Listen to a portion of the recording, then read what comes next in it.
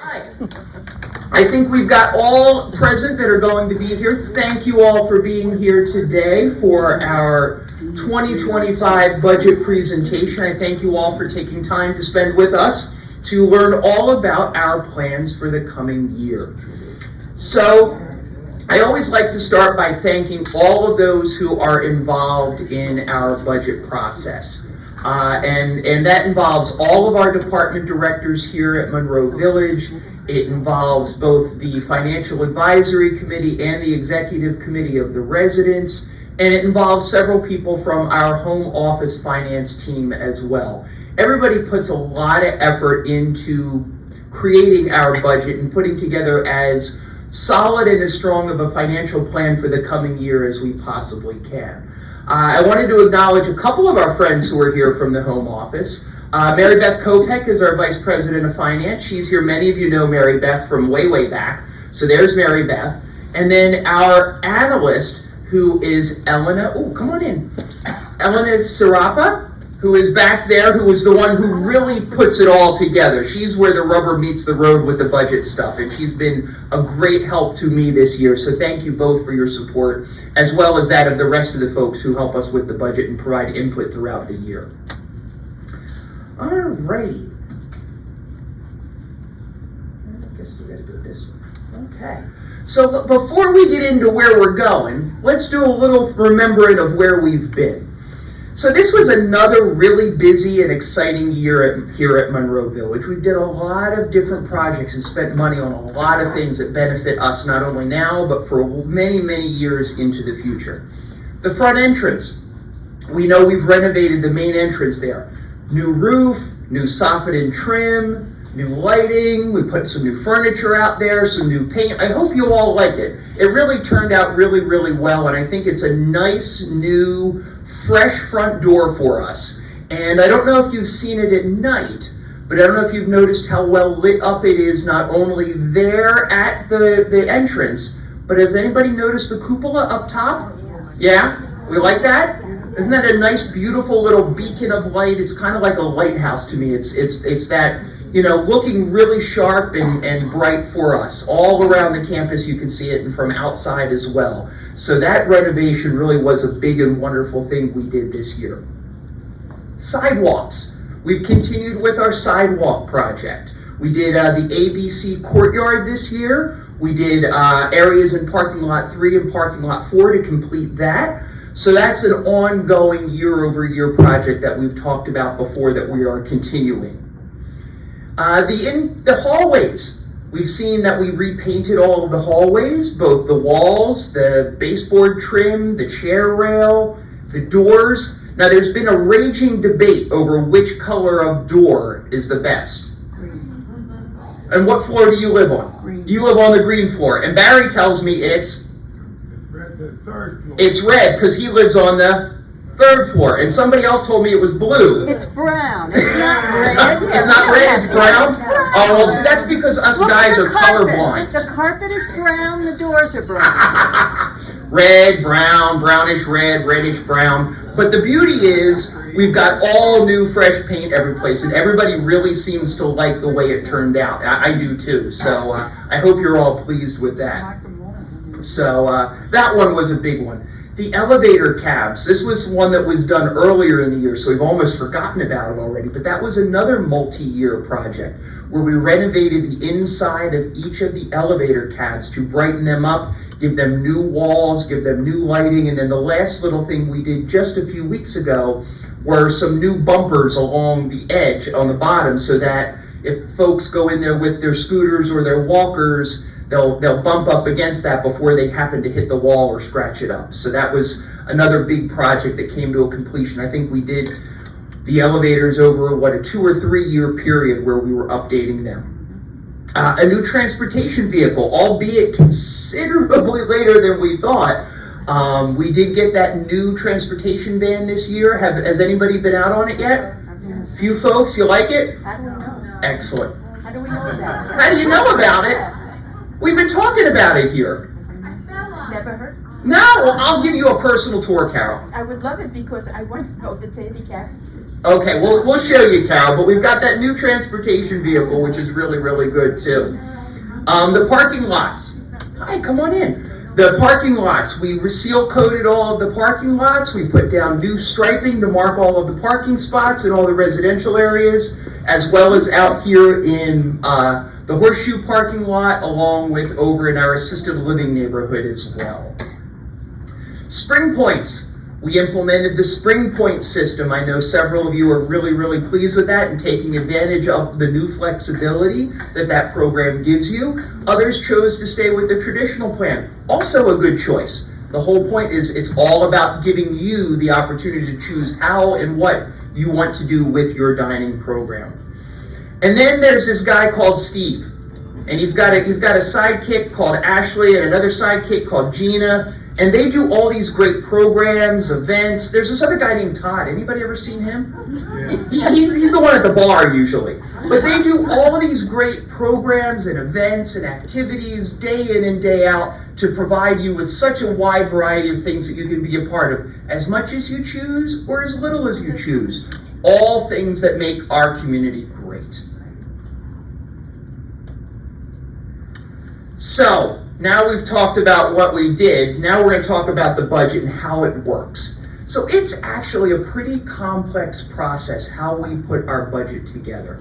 We actually, believe it or not, begin our budget process in July. So we've been at this for 4 or 5 months now, crafting a budget for the coming year.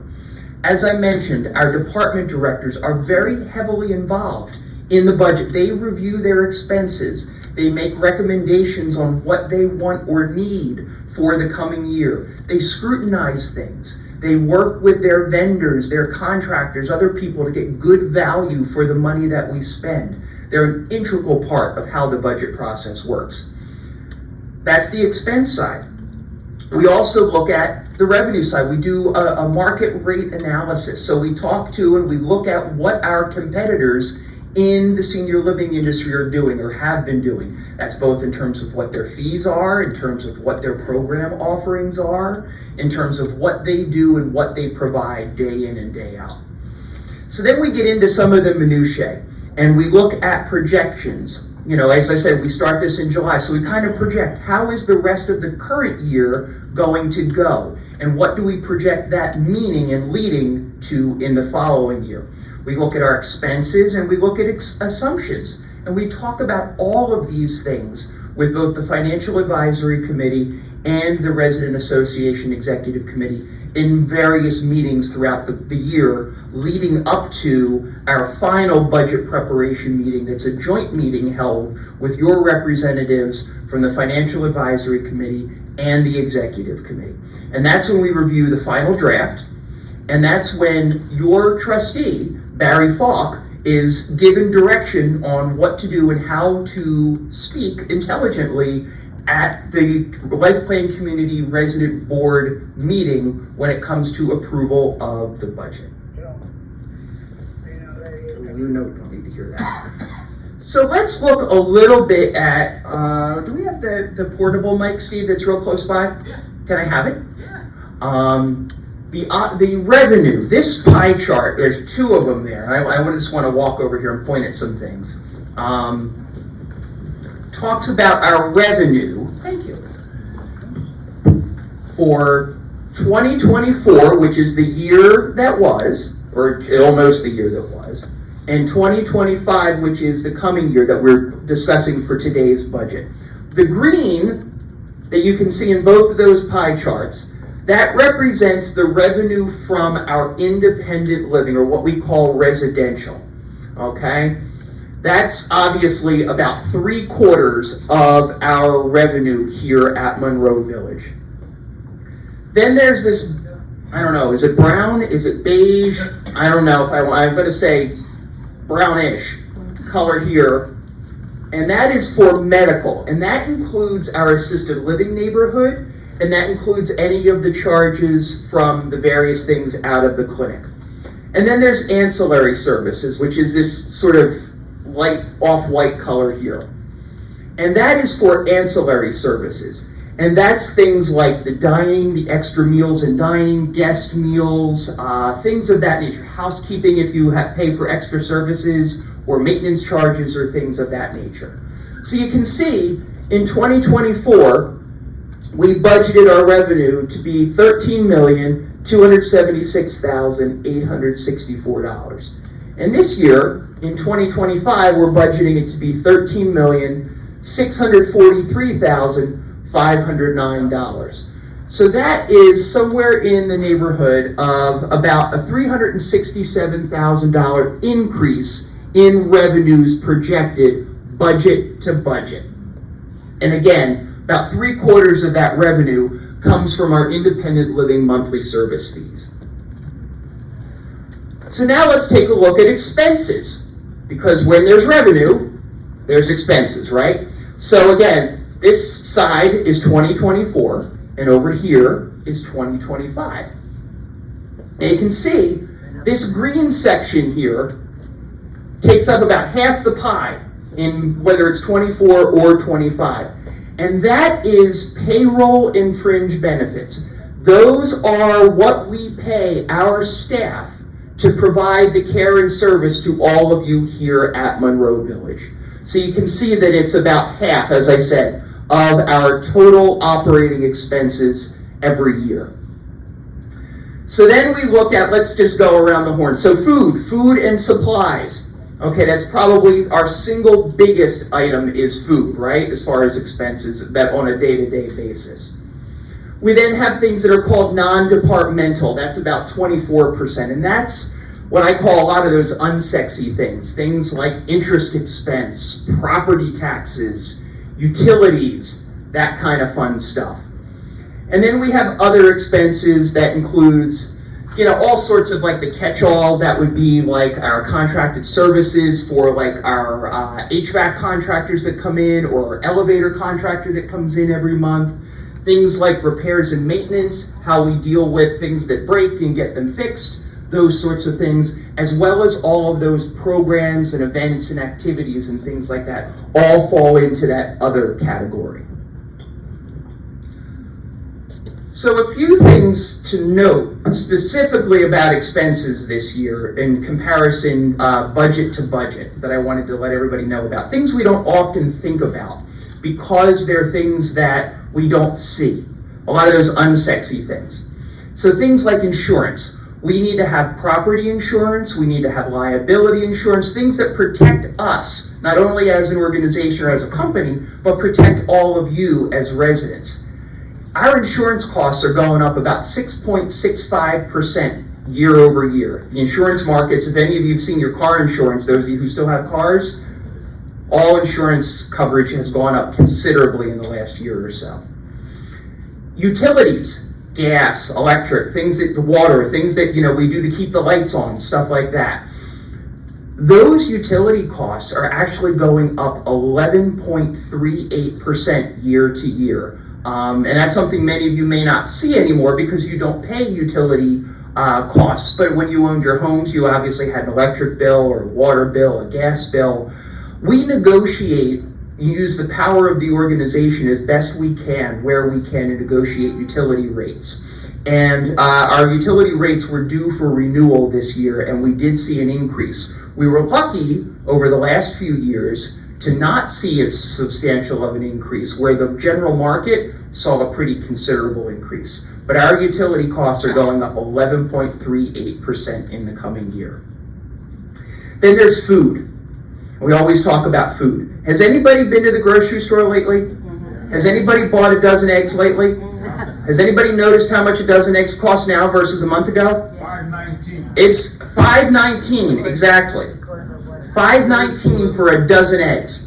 Egg costs are up, I think I read 30% year over year.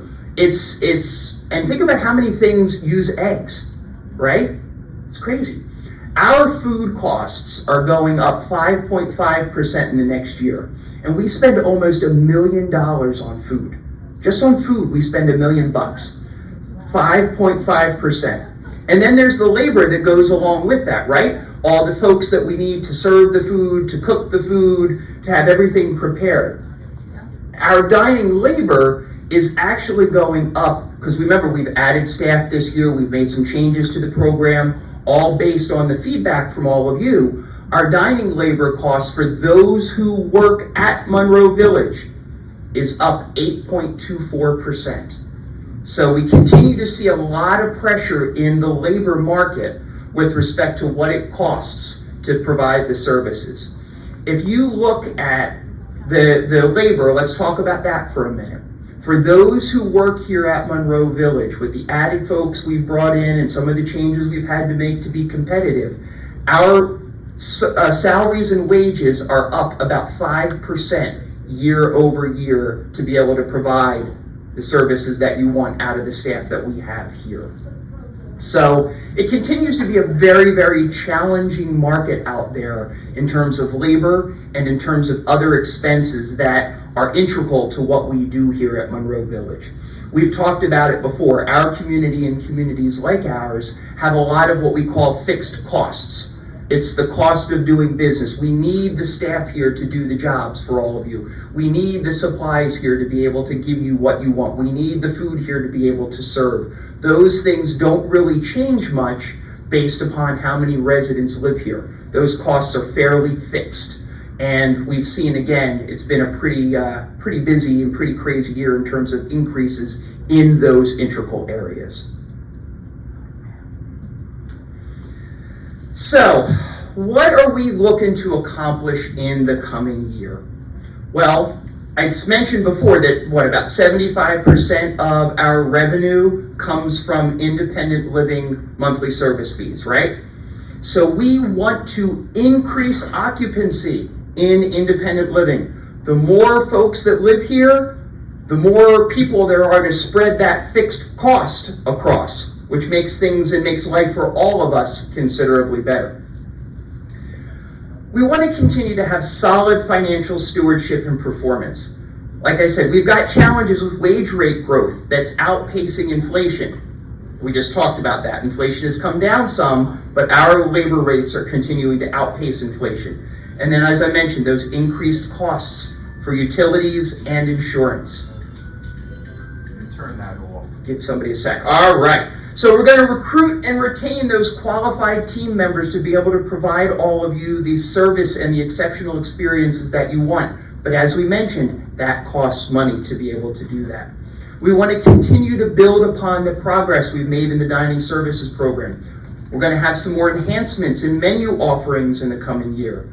We're looking at new options for the Village Bistro. We've talked a little bit about those things as a preview of what we're going to be looking at and trying to do in 2025.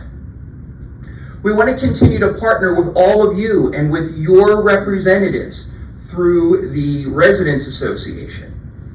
And we also want to continue to have regular communication and dialogue with all of our residents, whether it be written communication, whether it be our town hall meetings, whether it be engagement and involvement at the various resident association committee meetings, or those one-on-one visits that we have all of the time.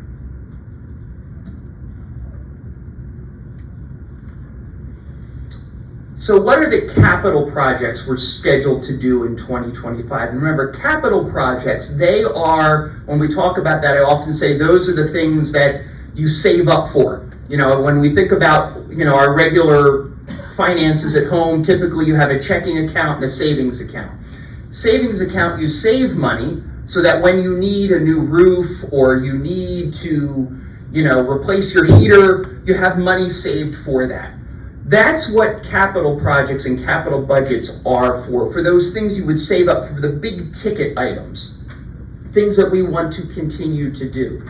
And in 2025, we've budgeted about $3.9 million in capital expenditures to reinvest in our community. So this is just an example of some of the things that we have planned in the coming year. So we talked a little bit earlier about the sidewalk and the asphalt project. That is a several-year phased project. So we're going to continue that in the coming year. Along with that, we also want to replace the exterior lighting in all of the parking lots. I think that that's something that has ups and downs, and it's time for a replacement of that. So we have money budgeted there. The concierge desk. We did such a great job with the renovation of the portico share and coming into the front entrance. We now want to continue that and look at doing some major renovations to the concierge desk to make it more accessible, make it more user-friendly for all of you, as well as make it more functional for those who work in that area. Here in the auditorium, we want to do some work with the projector and the AV system in the auditorium. We actually have a meeting, what, Steve, in 2 weeks or something like that? I forget when it is. Coming up soon to talk about that for the coming year with our contractor. The fitness center. The fitness center is going to get a little bit of love. We want to do some refurbishment of the locker rooms, both the ladies and the men's locker rooms, both in terms of the doors and the accessibility into and out of the locker rooms, along with the stalls and the showers and everything else like that in there. Artwork. We did such a wonderful job this year with the hallways and repainting the doors and the trim and everything like that. Now we want to move on and continue that project by adding new artwork in the residential living hallways. We can't forget about our friends over in assisted living. We've been doing a lot of work over there over the last few years, and that's going to continue as well. I don't know if you've been over there to see some of the work we did in the courtyard that's opposite the dining room in assisted living, but it's really great. Our residents are enjoying that space. We did new furniture out there this year. We did a beautiful awning, and we want to continue that work over there by doing some landscape enhancements over there in the next year. And then there's security cameras. That's something that we've been talking about and doing bit by bit, because that is also something that is a multi-year project to go ahead and do. So we're going to continue working on those upgrades of the security cameras around the campus.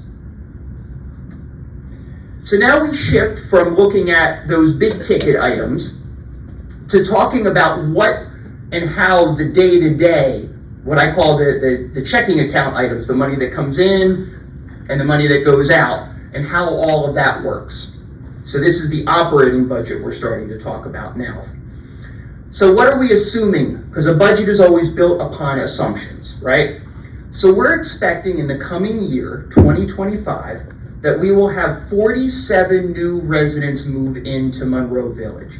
And based upon historical data, that's reasonable. It's a little aggressive, but it's reasonable. This year we saw a slight pullback, but historically, we've typically been in the mid-40s in terms of move-ins every year. With move-ins come move-outs. Folks who move to other levels of care within Monroe Village, whether it be assisted living or over to Village Point. Some folks who choose to move to be closer to family, and sadly, some folks who pass away. So they all fall into the move-out category. So we're anticipating 41 move-outs in 2025, which again, based upon historical averages, is about right. So we're estimating that we will average 199 apartments occupied in independent living in 2025, which is not 79.57% of all apartments. We're anticipating that we'll start the year, meaning January 1st of 2025, at 197 apartments occupied. And then by December 31st of 2025, we'll be at 203 apartments occupied. But over the course of the year, the average will be 199. We're also expecting that 26 of our 28 assisted living apartments will be occupied, which is just under 93% occupied. And again, based on historical data, we're pretty consistent there. Sometimes it goes up and it goes down a little bit, but by and large, 26 of the 28 apartments being occupied is pretty average for us in terms of making that as an assumption in our budget. So that all leads to the big question, right? What does that mean in terms of monthly service fees and increases? So we are presuming that we are going to budget for a 4.9% increase for our independent living residents with residence and care agreements. That is the same as it has been the last few years, and in line with some of the other expense increases that I talked about, particularly with respect to salaries and wages and those increases. For those who are under a rental agreement, It's a 7.9% increase budgeted for 2025. Over in our assisted living neighborhood, we're assuming an increase of 6.5% for those in assisted living, whether they be those who move directly into assisted living from the outside or folks who move through the continuum from independent living to assisted living. And then our ancillary service fees, they're going up roughly that same 4.9%. You will see all of that data. It will be distributed to you no later than December 1st. And each of you will be receiving an individual letter with your specific rate for both 2024 and what your new rate will be for 2025. Those probably will not all make them into your mailboxes today, but you will have them all by the end of the week along with the ancillary fee data. So with that, we will open it up if there's a couple of questions. If anybody's has a question or two, I see Claudine coming to help us out. I don't know where Steve went, but I'll give you the other mic.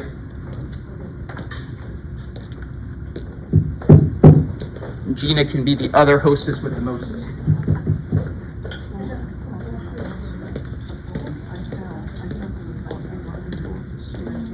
Hey, John. I think I asked. You're on. You're hot. You hear me? Yeah. I think I asked this question last year, but I guess people who are on the inside have the access to those numbers. I asked about the category of other expenses. Mm-hmm. I mean, since it's like, what, 18%? Yeah. That's 18, 19%. Well, that's like one-fifth of the. Right, and yeah. And it's just categorized as other. Do our sets of books actually have a breakdown now, like a subsidiary ledger? So what? You would see these various. Yeah. expenses So and the amounts things that are in there. absolutely. So things that fall into other on that pie chart, John, they include things like contracted services. So we have a contract with a heating and air conditioning vendor to service all of our equipment. We have a contract with an elevator company to go ahead and service our elevators monthly. We have a contract for the lawn service, for the grass cutting and the fertilization. We have a contract with the snowplow company to help us in the wintertime. Those sorts of contracts are included in other.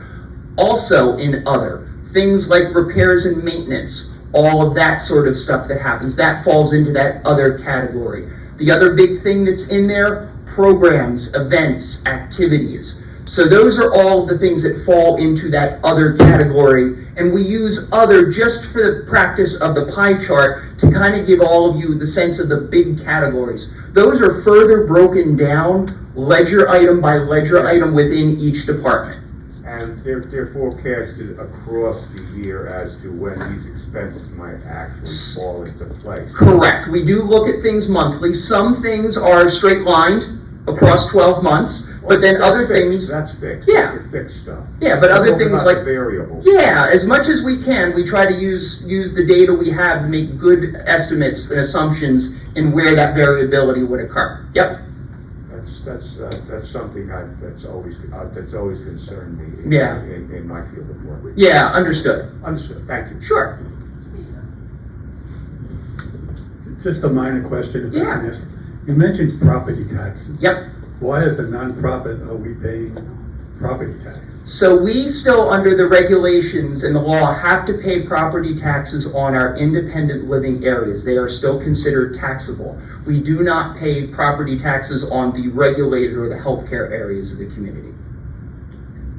Where are we at? Hi, Joan. Hi, good morning. I was under the impression that everything, back to food, in the dining room was covered by Morrison. The staff, the food, the menu, the preparation.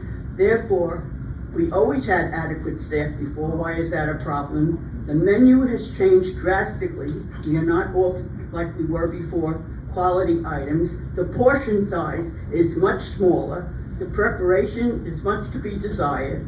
The quality in general is not of the greatest. The whole thing there is not what it was. I was here 5.5 years ago, and believe me, you know, when you were here then, totally different why should it be going up so much if you're not even in control of, like you say, the staff and the food? Oh, no, we are The eggs. in I control. mean, they're giving us eggs that are this big, that Mhm. you buy for $1.99. Believe me, I shop too. Yeah, They're yeah. not the $5 eggs. Yeah.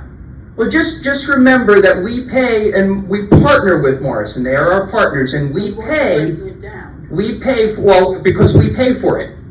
We, Not one figure. no, no.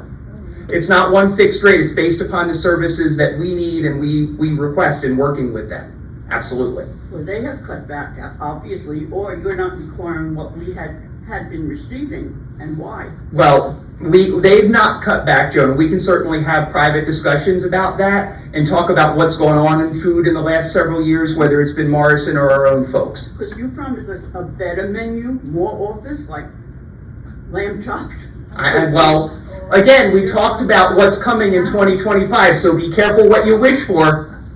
That's projected. We're gonna pay more. All right, where are we at next? Hi, Betty. Hi, just a comment. Recently there has been a very interesting article in the Wall Street Journal on life care communities and the prevalence of them. Apparently this is the way to go, but it costs a lot of money. Mm-hmm. So what can I say? Thank you. Where are we in the back, I think? Hello. Hi, am I on here? Yep, you're good. I'm fairly new here. Is there any money in the budget to keep the pool and the exercise room open much later? It's, closes at 2:30, it's closed on the weekend. To me, that's really ridiculous. Mhm. Is there any way the budget can expand the hours? Well, that is one of the things we're evaluating, and as we look going forward, there may be some tweaks we can make there with that, whether it be covered hours or self-service hours. We are taking a look at that, yes. Hi, Elvira. Hi. I seem to remember that last year you promised us new paintings in the hallways, and now they're on again. Yep. What happened? I painted the hallways instead of putting paintings in the hallways. I pushed it around. That looks beautiful. All right, where are we at next? Hi, Pat. Play on words. I think I'd like to know if there's any possibility of getting a detailed accounting of the monies that are collected and distributed to the staff. I think you're getting it was quoted that probably by the end of this month, the amount collected will be almost $100,000. I'd like to know where that money goes. That's I'd the like to know if it's not name by name, certainly, but perhaps by department, such So as- I'm gonna stop you for a sec, only because I believe you're talking about the Holiday Appreciation Fund. Yes. Okay, that is managed by the Residents Association. That is not part of what Monroe Village manages. So I would suggest that you speak with Ken Peabody, who's the president of the Residents Association, and he can help you with any questions you have there.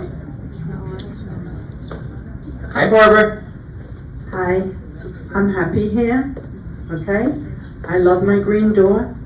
I think the upgrade outside looks beautiful, but I have a couple of points to make. Sure. Last night I had a bad fall in parking lot 3. Uh-huh. I did report it. It was late at night. My Uh-huh. daughter brought me home. The main light, there's only one main light Mhm. in each parking lot, was out. The Okay. parking lot was pitch black. I Okay. went to step out of the car. I don't remember anymore till my daughter picked me up. Okay. But when we came sorry in, about that. that's okay. She came in with me and I did report it to the front desk. Mhm. But I'm happy to hear that you were saying they are going to upgrade the lighting. But I want to be sure that tonight, when I come home from my daughter's house, there will be enough light for me to be able to come home after dark. Okay, well, Can you check for me? we'll have to take a look at that, yes. A All right, lot of I'd times appreciate with it. some of that lighting, just so you understand, we do need to bring in a contractor to do that. It's not repair that we can do on our own. Okay. So sometimes it may take us a couple of days to get someone out. Okay. But we will certainly investigate. Right. Thank you. Okay, the other thing that you spoke about was the cost of living increase. I was listening to what Joan was saying, and I wasn't going to bring this up, but because she's what she said, because I am partially blind, more blind than I would like to be, I'm not allowed to use the stove, the top of the stove, okay, because I burn myself badly. I every Sunday order 3 hard-boiled eggs to go. I pay $6 for 3 eggs. And unfortunately, I can't go to the store and say, I'll buy a whole dozen for $5 because I can't cook them when I get home. So it sounds to me like that's a little exorbitant on Monroe's side. But I do find that even with the points, which I do like to use, last month I had over $200 or 200 points over because I can't use them all, and yet I don't want to go to 15 days. But my answer to Joan is, yes, the food was better. The quantity seemed to be more, which, like you say, the eye is the beholder. And the quality was so much better. That's what I'm looking for. I think the staff are excellent. I think Matt is trying to do a good job, but he has bosses. Even you have bosses, and we know where that comes from. He's here to make $1 for Morrison, not for us. All right? That's really what it's all down to, okay? Thank you. Thank you. Where are we at next? Who's got where? Oh, okay. Hi, Esther. Hello there. Barbara, if you want 3 eggs boiled, I'll cook them for you. Big deal. I've been cooking here for 22 years, so I think I can cook you 3 hard-boiled eggs, which I do for myself, but that's another story. As far as the appreciation fund is concerned, that is totally in the purview of the Residents Association,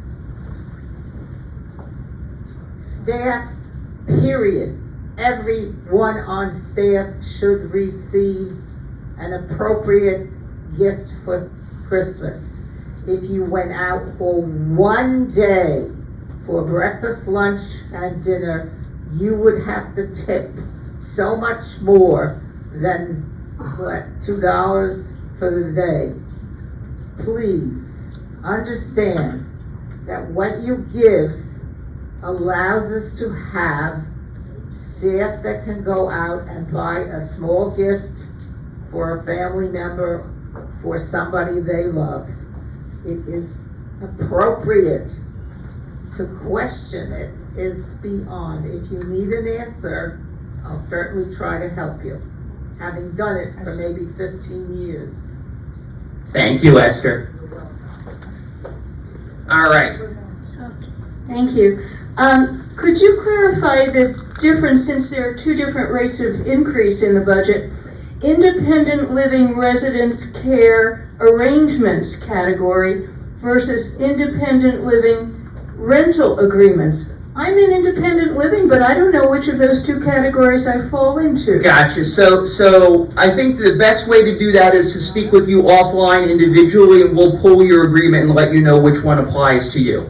Because there's the residence and care agreements where somebody pays an entrance fee, Right. and that allows them movement through the continuum. And then there is the rental agreement where you just pay a security deposit essentially, and that does not guarantee you any movement from one level of care to the other. It. Thank you. All right, Now there you I- go. Perfect. Okay, Hi, Muriel. question, a figure stands out in my head, $1 million spent for food each year. Yep. Now, how many people are we feeding with that $1 million? And I'm also assuming that that's including the staff which prepares the food and... No, that's just the food. That's just raw food cost. Okay, then how many people are we feeding for that $1 million? Well, we got a lot of mouths. Independent living That plus... it's independent and assisted living. Okay, I forget the number off the top of my head. I'd be happy to tell you, but think about it this way. That's cool. It's probably roughly somewhere in the neighborhood of, let's say, 75 meals a day in assisted living, because it's 3 meals a day. I'm going to use my calculator here. So 75 a day in assisted living, and let's assume that we've got about 230 independent living residents, and let's assume, for sake of argument, that about 160 of them a day is that, and that might even be a conservative estimate. So let's say it's 160. That's 235 meals a day, times 365 days a year, is 85,775 meals. Divide that into your million. Right, right. And at $1 million, how much is that, Vince? Because you're my accountant. Oh, but think about it, $1 million over 85,000, right? 11.25. It's somewhere in that neighborhood, right? 11.25. Somewhere in that neighborhood. But remember, we went conservative on our number of meals. So yes, somewhere in that neighborhood. About $8 or so a day, when you probably do it the right way. Okay. Okay. Uh-huh. Just a quick, Here. thing, I don't need a mic. The appreciation fund is at 95,000 at this point. Woohoo! Thank you for your generosity, all of you. I don't, when is, since the question was asked, when is the cutoff for contributions? Today. Today. Get your money in It's today. in by midnight tonight. We'll go here first and then over to Bob. Yes, ma'am. Okay, I'm a relatively new resident, and I was disappointed to learn that there's no money budgeted for the library here, unlike other Spring Point facilities like Stonebridge, where they have, you know, they have magazines and newspapers and new books every month. I would suggest that you speak with Gina, who could talk to you about our partnership with the local Middlesex County Library and the Monroe Township Right, I Library, know and how that. we get books that way. Yes, I know, but still, other resident homes do have Right. library budgets, and Yeah. is there any? Not at this point in time, but that's certainly something we can take into consideration for the future. Absolutely. I would encourage that. Thank you. Thank you. Bob. Am I still on? Yes. So I have two comments for the residents and then one question for Jay. The first comment was that on the appreciation fund, every year, I've been here a couple of years, I hear concerns about how the funds are allocated among the staff. The time to address that is right after the cutoff, because that's when we can start planning for next year. If you have a concern about that, take it up with the leadership of the Monroe Village Residents Association, find out what the current situation is, figure out the change you want to make, and start discussions going to get that change made. We all think about it at the end of the year when we're giving our money, and by then it's far too late because the money has been given under a previous understanding, so you can't change it till after the cutoff date. So that was my first comment. The second comment along the same lines is that anything you want to see the management do for us, since we're paying 75% of their budget, they pay a lot of attention to what our Residents Association says. So going to the management and asking for something individually, unless it's something real small or they've already budgeted for it, they're really unlikely to do it until next year. Okay, but the way to get it done is through the Residents Association. Now, my question for Jay. In past years, you've mentioned that we are operating at a deficit for a couple of years. Yep. And afterwards, I got to thinking, so where does that deficit money come from, and how do we look now? Right. And how does that break between operating expenses and capital Right. expenditures? So yes, we are still operating at a deficit. Our budget this year, if you notice when I said our revenues were going up about 367,000 and our expenses were going up 440,000. So just right there, you can see that gap is spreading a little bit. We are operating at a deficit. Our operating budget is negative. If we wanted to break even, we would need to do one of two things. We would need to either A, increase revenue, or B, decrease expenses, right?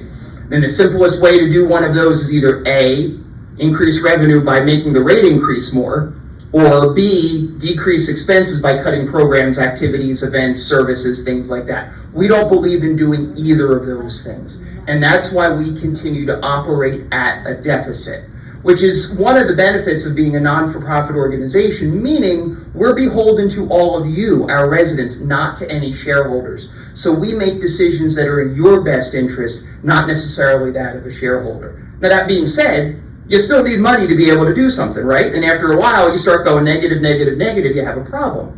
Well, we have a savings account that we've been able to draw on over many, many years because we are a well-established organization, both Monroe Village that has almost a 40-year track record and Spring Point that has well over a 100-year track record. So we have money in reserve that helps fund us or deal with those shortcomings. That being said, there is not a pot of gold at the end of the rainbow. So we do need to be very mindful of that, and in coming years, we're going to have to make some other adjustments if we don't see some things change. What is the increase? The increase, the monthly service fee, 4.9%. Yes, yes, I said that before. Here, I'll put that slide back up so everybody can read it again. Okay, where are we at with other questions? Yeah, go ahead. Where we got? We got Pat again? Go ahead, Pat. I can come back. Okay, we'll come back. That's all right. John's got one more, and then we'll try to wrap it up.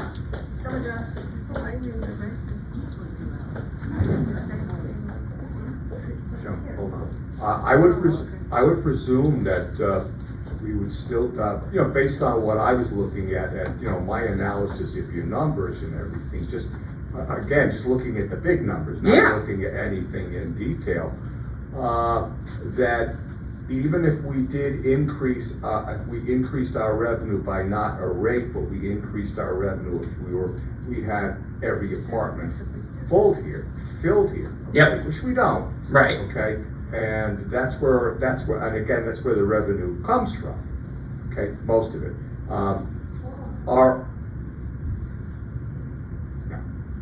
Our expenses would have to go up as well to cover and There would be some variable expense, absolutely. if you're giving an increased number of you gave 440 as opposed to 360, which you've got like now about an $80,000 deficit right there. Even using that, that rate would probably be about the same, but you would have more expenses to have to cover the additional.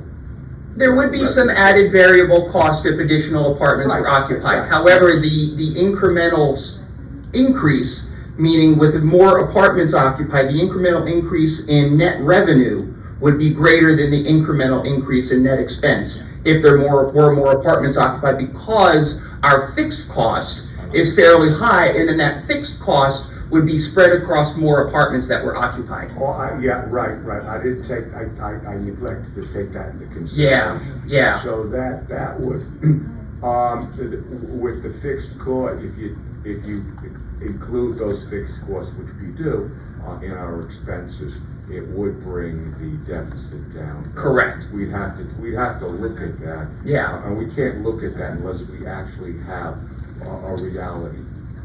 Well, again, a budget, remember, a budget is a roadmap, right? It's your best guess. It's an estimate. And we try to do it as well and as thoroughly as possible and try to plan for as many variables as possible, but sometimes the unexpected happened. There was this little thing called COVID a few years ago. We're still paying for that in so many ways. That's considered an extraordinary expense. That is true. That's how it's recorded, and those things we don't know. Right. Okay. One or two more, and then we're gonna wrap it up because my computer wants to do a reboot. I think it was Pat. Hi, Jay. Yeah, we'll come back to Pat. Hi. It's me, Esther. Hi, Esther. I can see where we've All gone. right. Let me explain something to the residents. When every unit here that is available, which is approximately 250 at this point, were to be occupied by a resident paying a monthly fee, you would come to me and say to me, Esther, I have excess dollars. What do you think we should do with it? Which was done to me in 2007. Yep. If every apartment was full, Right. the cost is minimal. We are heating them. We are air conditioning them. They are empty. We are receiving nothing because they are empty. God willing, Thanksgiving is coming. Let us say a prayer that they all get filled. If we Indeed. were to do that, we would have no deficit, we would pay off all our debts marvelously, and everyone would have a T-bone steak. And so we can hope for 100% occupancy. Fran, and then Pat, and then we're done. Okay, this is to do with the $250,000 that we have, that one of our residents left. And Steve is one of the people that gets to use that money. All right, I just want to stop It you. has nothing to do with anything else, I know. Right, that's what I want to make clear. Fran is talking about the Kiefer Fund, which was a gift given to Monroe Village many years ago that we use and have the right to use by way of the gift to provide for some additional programs and activities. Go ahead. I was just wondering, do we have any other people that have done the same for us and left the money for whatever we would want as far as that's concerned? Not at present, no. Pat's got the last word. Oh, Betty's got it. All right, Betty and then to Pat. I promise you, Pat. Pat gets the last word today. Just a comment. Yes. Keep in mind that the Social Security increment is 2.35%. It is being eaten up by the cost of living and by the increase in the Medicare premium. And check if you have United Health or one of those other health plans. That is going up also. Mm-hmm. So we're being banded around by cost. I'm not gonna say anything political, but perhaps with the new year, we will have some changes. That's it. Okay. But keep expecting things keep going up. All right. It goes down. Thank you, Betty. Pat gets the last word. Is there anything in the budget for 2025 for refurbishing of carpets? There is no money planned this year for replacement of carpets. Cleaning of carpets, we have a regular schedule for them in the hallways, in the common areas here in the clubhouse, and we'll be expanding that into the hallways of the residential areas in the year to come. All right. Thank you. With that, I want to wish everyone a happy Thanksgiving. Thank you for your time today. Thank you for your commitment to our community and for all you do for one another. And it is an honor to serve you and to work with you. Have a wonderful Thanksgiving. Nothing but the best to you and your families. Thank you.